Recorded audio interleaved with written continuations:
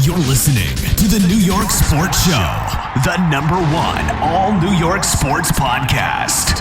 Hosted by Dominic Konareski.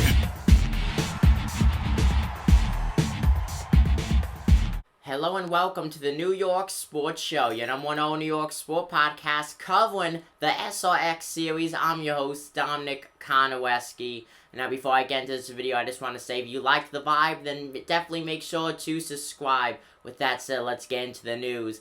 The Camping World SRX Series has announced some major changes going into this upcoming race at Knoxville. Now, this is the first dirt track on the schedule. The SRX Series just got done wrapping up the inaugural race, not only of the series, but also at the Stafford Motor Speedway, where we saw local favorite Doug Colby take down the win in absolutely dominating fashion, leading over 70 laps of what was a 100-lap feature event.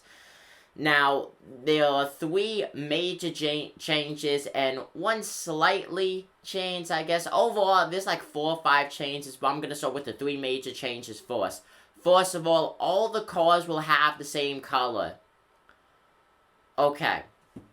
Now, I'm just going to stop it right there. The same color. Yes, I know the SRX series is trying to be like the IWOC series and have the cars look the same.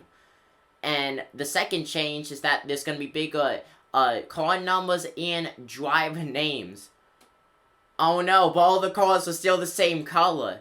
You know, this seems like something that you would customize in NASCAR Heat. Oh, and just put all the cars on track. So what if there's big car numbers and driver names? All the cars are gonna look the same. I think that's the dumbest thing ever.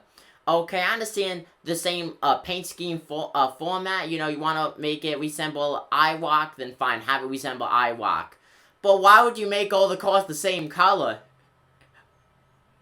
Like, it's laughable. What racing series do you see that every single car has the same color? It makes no sense.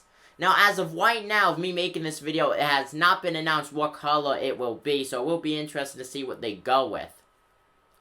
Now, that was the first major change. Second one was, like I said, larger driver numbers and driver names. So that's definitely gonna help, because I'll say one thing, and it's the biggest thing I noticed in the Stafford Speedway race.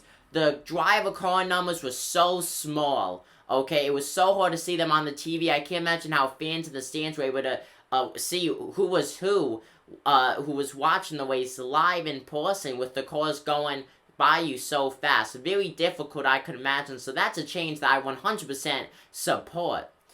And then now you have an adjusted dirt track race format. Now, one of the biggest things I'm seeing from it is the heat races. Of course, drivers are on points in the heat races. And instead of it being 15 minutes, it's now 12 minutes. So I wonder if that goes with the adjusted dirt track race format, or if this is for the rest of the season, the 12-minute heat races compared to the 15 minutes. Now, overall, it's not a bad thing, okay? I like the little endurance style it gives. But let me remind you, if there is a caution, the clock continues to tick down, which is not the best if it's a 12-minute race. If it's a long caution, then are they just going to stop the clock then? You know.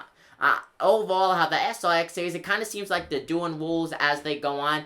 But I love, though, that they're doing this in a way, because the fact is, they listen to their fans. The SRX series listens to its fans. And I absolutely love that, because that's something that NASCAR never has done. Okay, NASCAR ignores its fans and always does what everyone says not to do. Okay, the fact that the SRX series even considered listening to its fans is a huge step, and hopefully NASCAR follows that soon. Let me know what you guys think in the comment section down below. I'm your host, Dominic Konareski of the New York Sports Show, and I'm signing out. Peace.